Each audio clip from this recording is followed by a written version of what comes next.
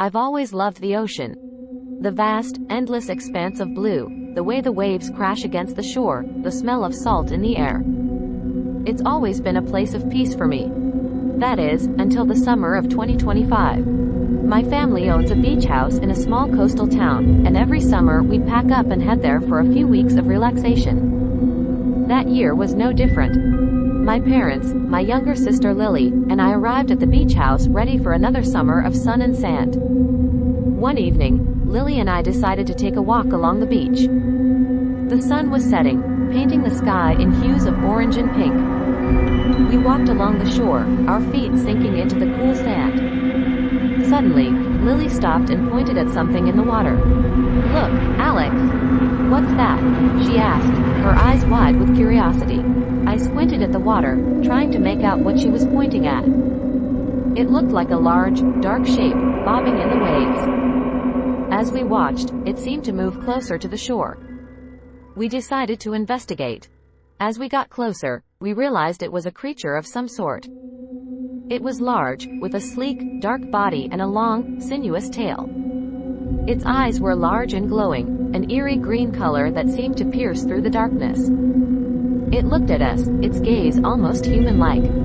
We were both fascinated and terrified.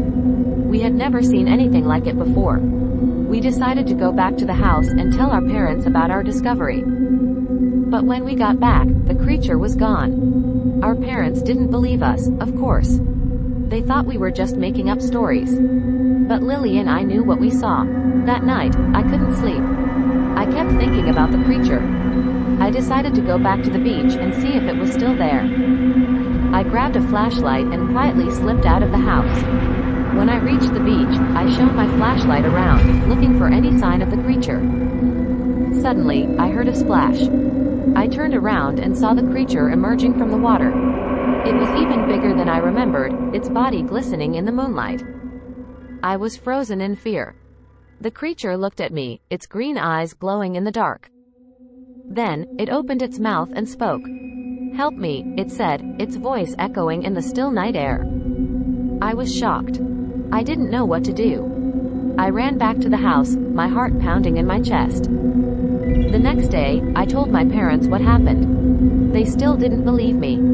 They thought I was just having nightmares. But I knew what I saw. And I knew I had to help the creature. Over the next few days, I spent every night at the beach, talking to the creature. It told me it was from a different world, a world deep within the ocean. It had been captured by humans and experimented on. It managed to escape, but it was weak and needed help to get back home. I promised to help it. I didn't know how, but I was determined to do whatever I could. One night, as I was talking to the creature, I heard a noise behind me.